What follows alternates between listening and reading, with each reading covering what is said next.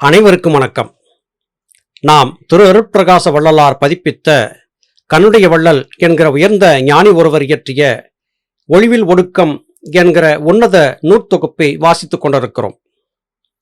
விரக்தி விளக்கம் என்கிற தலைப்பின் கீழ் அமைந்த மிக நுணுக்கமான நற்கருத்துக்கள் பொதிந்த பாடல்களை வாசித்துக் கொண்டிருக்கிறோம். விரக்தி மனிதன் தன்னுடைய எண்ணம் ஈடேறாமல் போகும்போது சோர்வடைகிறான். அது காரணமாக அவனுக்கு விரக்தி மனநிலை ஏற்படுகிறது. நமக்கு எதுவுமே வாய்க்காது, நாம் எதற்கும் பயன்படாதவர்கள் என்கிற எண்ணம் அவனுக்குள்ளே ஏற்படுகிறது. மனிதனுக்குள்ளே ஏற்படக்கூடிய எண்ணங்களுக்கு ஏற்றபடியாக பிரபஞ்சம் சமிக்ஞைகளை மனிதனுக்கு அனுப்பி வைக்கிறது. நல்ல எண்ணங்களை சுமந்திருப்பவனுக்கு நல்ல தகவல்களை பராபரம் கொடுக்கிறது. தீய எண்ணங்களை சுமந்திருப்பவனுக்கு தீய தகவல்களை பராபரம் கொடுக்கிறது. எதை நீ கேட்கிறாயோ அதை பெறுவாய் என்பதே நம்முடைய முன்னோர்கள் சொல்லும் கூற்றாக இருக்கிறது.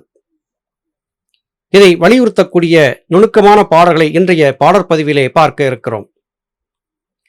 அறுசமயத்தோர்க்கும் அறுதியிட்ட கூடு அற்று உறவா அவா அறுத்த தூய்மை பிறவா முடிகலச முத்தி முத்தி முயற்சியெல்லாம் மூத்த கடைகர்ம நாசம் இது கான்.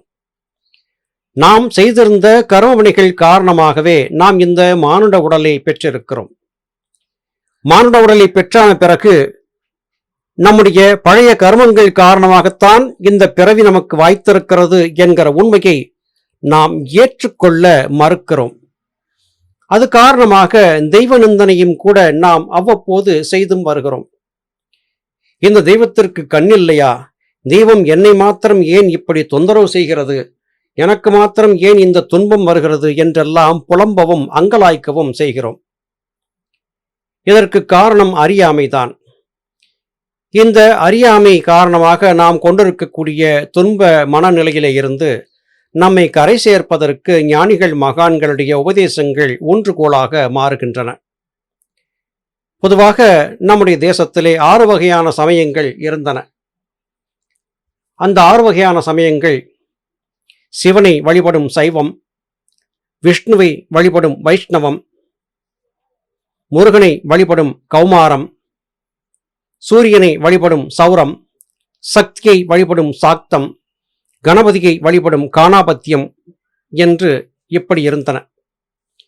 இப்படி தனித்தனியாக இருந்த சமயங்களை எல்லாம் ஒன்றாக இணைத்து ஒரே சமயமாக மாற்றியமைத்தவர் ஆதிசங்கரர் என்பதை நாம் நன்கு அறிவோம். இந்த 6 சமயத்தவர்களும் இந்த உடல் மற்றும் உயிர் வாழ்க்கைக்கு பற்பல விதமான கொள்கைகளை கொண்டிருந்தார்கள். ஆனால் எல்லா சமயங்களை சார்ந்தவர்களும் ஒருமித்து சொன்ன ஒரு கருத்து, ஆசைகளே எல்லா வகையான துன்பங்களுக்கும் காரணம் என்பதே. மனதிலே ஏற்படக்கூடிய புலன்கள் சார்ந்த இச்சைகள் காரணமாகவே பற்பல விதமான துன்பங்களை நாம் சந்திக்கிறோம். பற்பல விதமான ஆனந்தங்களை அனுபவிப்பதற்காக நாம் செய்யக்கூடிய காரியங்கள் நமக்கு கர்ம வினைகளை சுமத்தி விடுகின்றன. முத்தி பெற வேண்டும் என்று கருதினால் எந்த சமயத்தை சார்ந்தவராக இருந்தாலும் ஆசைகளை விட்டொழிக்க வேண்டும். ஆசைகளை விட்டொழிக்காத வரையிலும் பிறவிகள் தொடர்ந்து வந்து கொண்டிருப்பதை எவராலும் தடுத்து நிறுத்த இயலாது என்பதே இத்திருப்பாடல் நமக்கு தரக்கூடிய கருத்தாக இருக்கிறது. முற்றுமுதலாக எல்லா வகையான ஆசைகளையும் அறுத்திருந்தால் ஒழிய உங்களுக்கு கர்ம நாசம் என்பது ஏற்படாது. வாசிக்குச் சாவு இரர் வைதால் பொறாதது போல் ஆசைக்கேடற்கு இதுவாம் மட்டது என நேசித்த ஒட்டகை போல்வார்க்காம் உடம்பு ஆற ஊன் பழகும் பெட்டருக்கு ஈது ஆகப் பிழை. மானுட வாழ்க்கையிலே ஆசை என்பது எல்லோருக்கும் இருக்கிறது. மனிதர்களுக்கு மாத்திரமல்ல, ஏனைய எல்லா சீவராசிகளுக்கும் இந்த ஆசை என்பது இருக்கிறது. ஒட்டகம் என்கிற விலங்கை பற்றி கேள்விப்பட்டிருப்போம். இந்த விலங்கு பெரும்பாலும் பாலைவன பகுதிகளிலே வசிக்கிறது.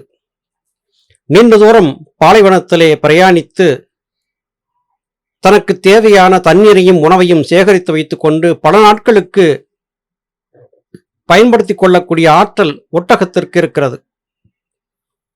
இந்த ஒட்டகம் உணவு வேண்டும் என்பதற்காக கண்ணிலே பட்ட அனைத்தையும் உண்டு முடித்துவிடும். அதன் உள்ளே இருக்கக்கூடிய இரைப்பைகள் நிறைய தண்ணீரையும் உணவையும் சேமித்து வைத்துக் கொள்ளக்கூடிய வகையிலே அமைக்கப்பட்டிருக்கின்றன. இது ஒரு வகையான ஆசை என்பதோடு ஒப்பிட்டு சொல்லப்படுகிறது. மனிதன் தனக்கு கிடைத்ததை இப்போதைக்கு போதும் என்று எண்ணாமல் மேலும் மேலும் ஆசை வயப்பட்டு எல்லாவற்றையும் உண்டு உடல் கொழுத்திருக்கும் ஒட்டகை போல திரும்ப திரும்ப ஆசை வயப்பட்டதன் காரணமாக துன்ப மூட்டையை தன் தோளிலே சுமக்க தயாராகி விடுகிறான். இப்படிப்பட்ட ஆசை வயப்பட்டு இருக்கக்கூடிய மனிதர்களை பெக்டர்கள் என்று இங்கே கண்ணுடைய வள்ளல் குறிப்பிடுகிறார். அதாவது பெண் தன்மை கொண்டவர்கள், ஆசை வயப்பட்டவர்கள் என்று குறிப்பிடுகிறார். இது போன்ற கருத்தை ஞானபிதா சுவாமி சிவானந்த பரமஹம்சர் அவர்களும் சித்த வேதத்திலே சொல்லி இருக்கிறார்கள்.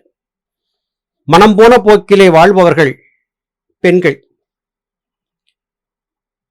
அறிவை கொண்டு மனதை அடக்கி ஆண்டவர்கள் ஆண்கள், மற்றவர்கள் ஆண்களும் அல்ல பெண்களும் அல்ல அலிகளாகும் என்று குறிப்பிட்டார். இதை கொண்டு உடல் தோற்றத்திலே ஆணாக இருப்பவரும் கூட அழியாகத்தான் இருக்கிறார் என்கிற கூற்றை ஞானிகள் நிறுவுகிறார்கள்.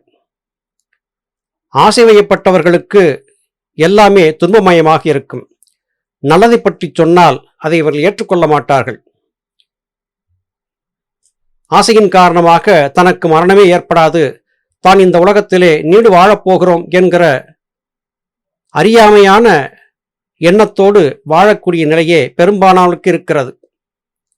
இவர்களெல்லாம் ஒட்டகத்தைப் போல கிடைத்தபோது தேவைக்கு அதிகமாக உண்டு உள்ளே சேமித்து வைத்துக் கொள்ள வேண்டும்.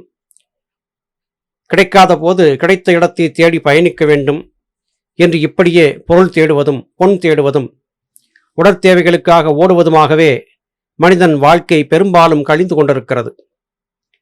இது உங்களுக்கு எந்த வகையிலும் நல்ல விளைவுகளை கொடுக்காது. மேலும் மேலும் ஆசையிலே சிக்கி கர்மவினைகளை சுமக்கும் அந்த ஒரு நிலைதான் உங்களுக்கு கிடைக்கும் என்று கண்ணுடைய வள்ளல் குறிப்பிடுகிறார். பாசம் கழன்றால் பசுவுக்கு இடம் பதியாம், ஊசல் வடம் கழன்றது ஒவ்வாதோ, நேசித்த பற்றற்ற கண்ணே பிறப்பறுக்கும் பாட்டு உமக்கோ, மற்றை சமயம் எங்கும் ஆம். ஊஞ்சலாட்டத்தை இளம் வயதிலே எல்லோருமே ஆடியிருக்கிறோம். ஊஞ்சலிலே அமர்ந்திருந்து ஒய்யாரமாக முன்னும் பின்னுமாக அசைந்து ஆடக்கூடிய ஒருவர் ஊஞ்சல் கயிறு அருந்து விட்டால் வேகமாக பூமியிலே விழுந்து தரையோடு தரையாக ஒட்டி கொண்டு விடுகிறார். அதுபோல ஆசை என்கிற கயிற்றை கொண்டு நாம் ஊஞ்சலாடி கொண்டிருக்கிறோம். இந்த ஆசை கயிறு எப்போது அறுகிறதோ அப்போதுதான் பூமியின் மீதான நம்முடைய சேர்க்கை என்பது நடக்கும். பூமியிலே இருந்தாலும் ஆகாயத்திலே பறப்பதைப் போன்ற அடிப்படை புரிதல் இல்லாத நிலையிலேயே நாம் வாழ்ந்து கொண்டிருக்கிறோம். ஊஞ்சலிலே இருபக்கமும் கட்டியிருக்கக்கூடிய கயிற்றை இறுக பற்றி பிடித்து கொண்டு இது காலத்திற்கும் நம்மோடு இருக்கும் என்கிற நினைப்போடு முன்னும் பின்னுமாக ஆடி அசைந்து கொண்டிருக்கக்கூடிய ஒருவன் எப்படி இயற்கைக்கு மாறான ஒன்றே இயற்கை என்று கருதி ஆனந்தத்தை அனுபவித்தபடியாக இருக்கிறானோ அதுபோல ஆசை கயிற்றிலே ஆடும் ஊஞ்சலிலே நாம் அனைவரும் வாழ்ந்து கொண்டிருக்கிறோம். ஊஞ்சல் கயிறு அற்றபோது பூமியிலே விழுந்து விடுவதைப் போல ஆசை கயிறு அற்றபோது நம்முடைய உடலும் இந்த பூமியிலே விழுந்துவிடும். ஆனால் இந்த உண்மையை புரிந்து கொண்டு வெறும் மன ஊஞ்சல் ஆட்டத்திலே மாத்திரம் இருந்து விடாமல் யோக பாதையிலே மனத்தை செலுத்தி உத்தம சத்குருமார்களை சென்று சேர்ந்து அவர்கள் காட்டிக் கொடுத்தபடியாக யோக வாழ்க்கையை வாழ்ந்து பயணித்து பிறப்பு இறப்பு என்கிற அந்த ஊஞ்சல் கயிற்றை அறுத்து கொள்ள முற்பட வேண்டும். பிறப்பு இறப்பிலே இருந்து நம்மை விடுவித்துக் கொள்வதற்கு நம்முடைய தீவிர முனைப்பும் குருபக்தியும் தான் உதவியாக இருக்கும் என்பதை மறக்கக்கூடாது. நேசித்த பற்றற்ற கண்ணே பிறப்பறுக்கும். நாம் உண்மையாக நேசிக்கக்கூடிய பற்றற்று வாழ்ந்திருந்த யோகிகள் ஞானிகள் மகான்களுடைய வார்த்தைகளால் மாத்திரமே நம்முடைய பிறப்பை அறுக்கக்கூடிய நிலை ஏற்படும். எனவே நம்முடைய உத்தம சத்திய குருமார்களை எக்காரணத்தைக் கொண்டும் சந்தேகக்கண் கொண்டு பாராமல் அவர்கள் சொல்லிக் கொடுத்தபடியாக பயணப்பட்டால் நிச்சயமாக வெற்றி பெற முடியும். இந்த உண்மையின் தத்துவத்தைத்தான் எல்லா சமயங்களும் சொல்லிக் கொடுக்கின்றன. குருபக்தியையும் குருபக்தியின் மூலமாக நாம் பெறக்கூடிய ஞானமுத்தியையும் தான் சமயங்கள் விளக்குகின்றன. சமயங்கள் எத்தனையாக இருந்தாலும் கூட சமயங்கள் காட்டிக் கொடுக்கக்கூடிய விளக்கம் என்னவோ ஒரே விதமாக இருக்கிறது. அது ஆசையை அறுத்து முத்திக்கு பயணப்படு என்பதே. நல்லது சகோதர சகோதரிகளே, மீண்டும் அடுத்த பதிவிலே உங்களை சந்திக்கிறேன். அதுவரையிலும் நன்றி, வணக்கம்.